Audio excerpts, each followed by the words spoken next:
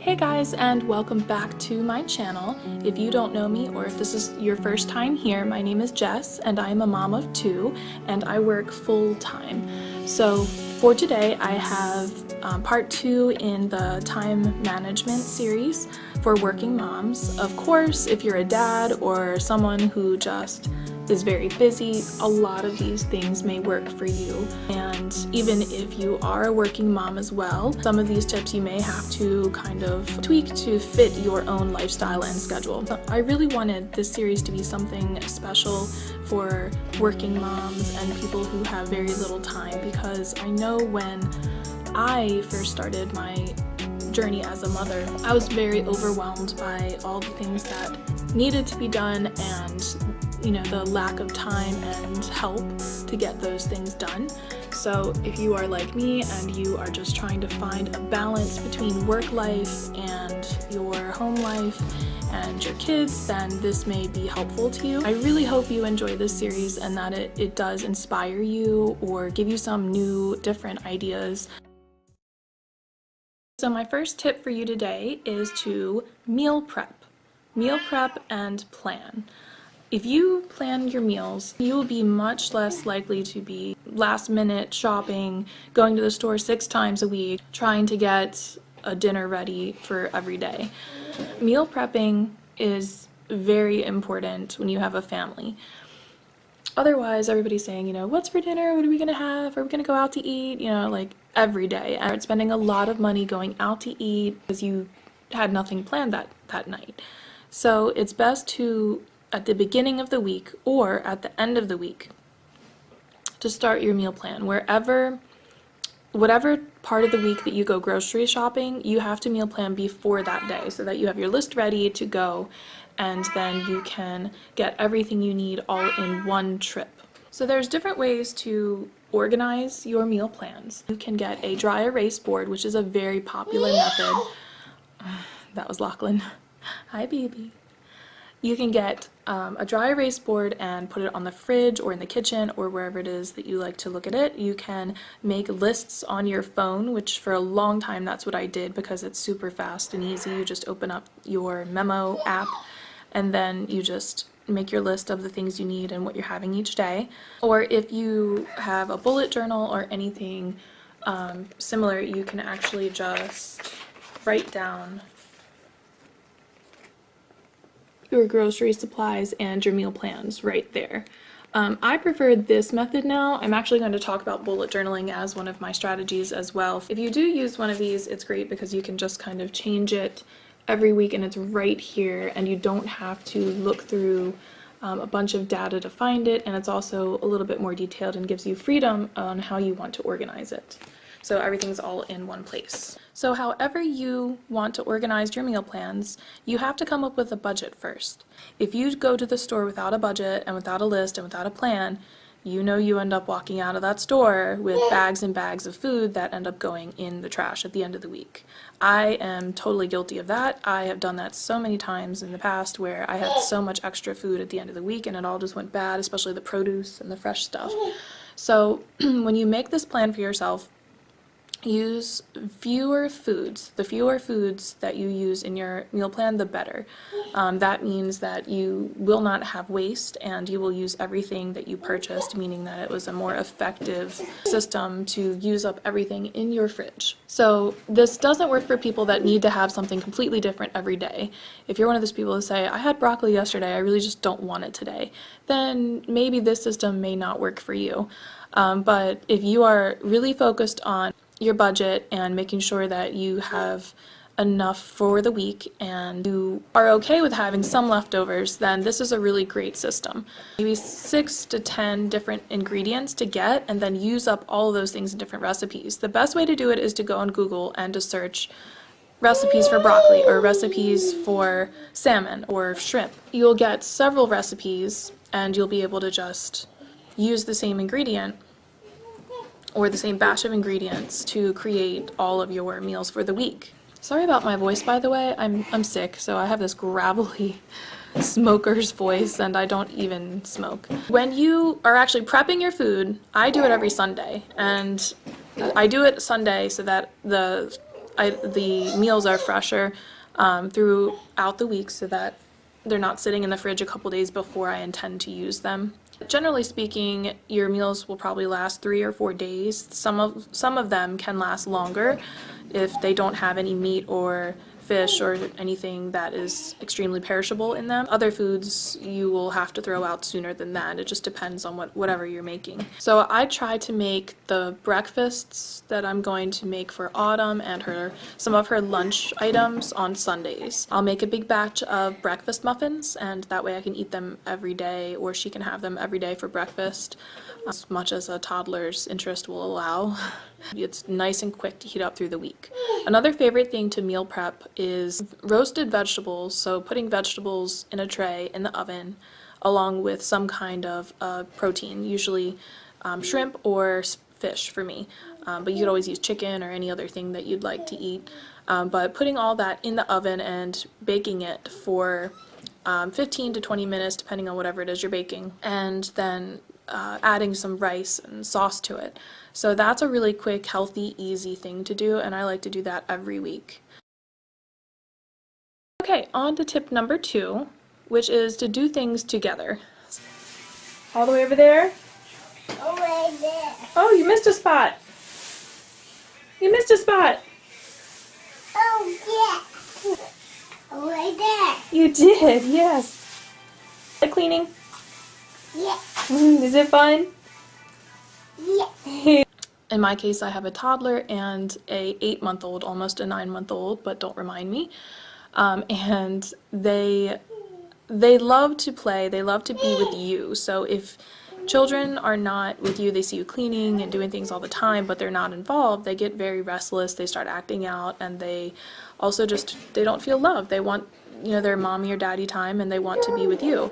So I like to have Autumn help me out. She is a very good helper, and she's one of those children that don't mind helping, and she's at that age at 2 years old where she just likes to clean up, she likes to help mommy, she likes to be a little, mama hen with Lachlan to help him out. So I'm very lucky in that she's very helpful and wants to be helpful. So she'll help me when I'm in the kitchen, she'll help me clean, and she likes to try to help me cook. I let her stir, so if I'm making scrambled eggs, I'll let her stir them, or if I'm making something that needs to be kneaded or use where it requires some hand manipulation, like she can sometimes help with those things. I don't let her help too much though, because otherwise we wouldn't have very good meals. Anything small I'll let her help with, and that helps a lot. It really just allows me to get some things done and without upsetting her. So if I'm folding clothes, if I give her some clothes to fold, she'll be okay. But if I say, no, you can't, you can't do that, then that's when she'll start throwing her little toddler tantrums. So anything that you can do together. And that just doesn't mean cleaning, also with brushing teeth or getting ready. She loves to get ready with me. So I should post a video on that actually. I'm getting an idea, so you may see this sometime soon. I'll just get ready with me. So when I'm putting on my makeup in the morning or brushing my teeth or washing up, she will join me and she loves it. And even when I'm not getting ready, if I'm just at the sink and it appears as if I'm about to get ready, she'll say, get ready with mommy. So she'll take my makeup and she'll pretend that she's like putting it on her face, and it's very cute. Also, things like taking a bath or shower. So sometimes at her age, she doesn't really want to take the time out to take a bath. She'd rather play. So I will pop her in the shower with me sometimes, and she's fine with that. Lachlan's over there watching me. He's so cute. I'm gonna say hello to everybody. You're so cute. Hi. Back to helping out and being involved. So he's laughing at me now. So they just like to be involved with everything, just like Lachlan. He likes being involved with making my videos. Getting smaller size cleaning tools also helps. So she has a little broom that I got from the dollar store, and she likes to clean using that broom when I'm using the gigantic mop and broom. That way, she also just feels like she has her own tools to help out with. My third tip is to be organized. So that is what all of this is about. Of course, you might say, well, yeah, that's the point, is to be organized. But being organized saves you so much time. So, and that's with everything, you know, rooms being straightened up and cleaned, which, I mean, let's be real, that can only go so far when you have 2 babies. You know, depending on the age of your kids, this might be easier for you, but staying organized is tough for any parent. So the more organized you are, the quicker you can find things and get your jobs done. For laundry, I'm changing up my routine. I used to put everything in the same laundry basket, which is not an efficient way to do laundry, because then you have your darks and your lights, and you know, everything is kind of mixed together, and then when you go down, you know, down to the washing machine, you have to sort everything. So I recently just got a laundry sorter, and I'm going to start using that so that I can put my darks together and the lights together, and then that way I can just put them right into the machine and they're all in one batch, and that is just going to make life so much better because I won't have to sort and pick through. Another thing would be to separate the socks, like baby socks especially, and put them in a mesh laundry bag. Lachlan! Do you want to be in Mommy's video? So speaking of doing things together and getting them involved, here's Lachlan. Say hi, Lachlan. Say hi to the camera. He's camera shy. So as I was saying, if you sort your laundry, now my cat wants to be involved. So getting your laundry sorted quicker, using mesh bags so that you put your socks, your intimates in there, then everything is kind of together and you don't have to fish for those. Yeah, it is wonderful, isn't it? Tip number 4 is to let your kids play by themselves sometimes. And I know that that's a revolutionary thought, because a lot of people say, well, you know, you need to play with your kids, and I absolutely agree. I played with Autumn all the time when she was, you know, his age. It's a little harder for this little guy for me to play with him all the time because I also have his sister to look after, as well as the house and the pets and everything and my own stuff. So as much as you can play with them, do it. But then they're going to get to an age where they're going to start mimicking how you play with them by themselves, and they will be capable of using their imagination. Autumn started that pretty early, so she was about, I want to say she was 12 months old, almost, she was maybe a year old when she started actually using her little imagination, and I would see her kind of like taking her little figurines and, you know, kind of interacting with them the same way that I would play with them with her. And that does require teaching. You have to teach your kids how to use their imagination. She would also pick up books and start babbling as if she was reading the book. And even now, you know, at 2 years old, you know, she'll pick up a book and she'll just start making up little stories instead of, you know, asking me to read it to her or trying to read it herself. Of course, she can't. But she would make up little stories and say, I'm reading it, I'm reading the book. And she'll, you know, kind of make up the words and start just talking at the book, really. And I think that that's fantastic, because when she can actually start to read, you know, she'll want to do it much faster, and she'll already have an imagination set so that when she does learn how to read, she'll be able to picture these things happening in her little mind. Some of you are out there saying, I just don't have that time, but just take a few minutes, you know, even just a few minutes every day, just to play with them or read to them. For my kids, I read to them before bed every night, and yes, that means I go to bed later and they go to bed later, but it is so well worth that extra 5-10 minutes that I take to do that. And there are some nights where they go to bed super late and I say, okay, just one story, and I'll pick the shortest book that is on the shelf.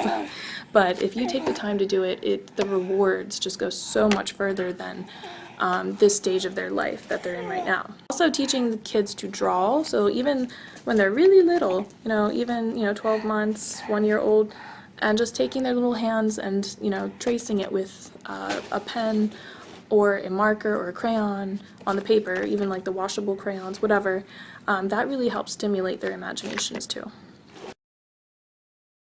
Okay, and tip number 5 is to order pizza. And you might be thinking, like, you're crazy, like, what are you talking about? I like to be healthy. I like to eat as healthy as possible. most of the time, but after having 2 kids and just being a teacher and not having any time in my life to do anything other than what I'm doing, I've decided to kind of use moderation with certain things. Every now and then, you know, I'll get pizza, I'll let Autumn have it, maybe once a week or so. And, you know, even if you're the type of person that is just, you know, will not do it, or you can't, you have allergies, or whatever the case may be, you know, that's completely fine. I'm not advocating that everyone should eat pizza, but what you can do is get takeout from maybe like a healthier restaurant, anywhere where you don't have to do the cleanup. Because on Friday nights, I don't know about you, but sorry, Lachlan he's pulling on the wire. I don't know about you, but I definitely do not want to make dinner and do dishes afterwards. It's just too much after a long week. So we will go either as a family to a place like, you know, Pie 5, or we'll go to a pizza restaurant and we'll just take some pizza out and we'll call it a night, because we just like to celebrate the end of the week.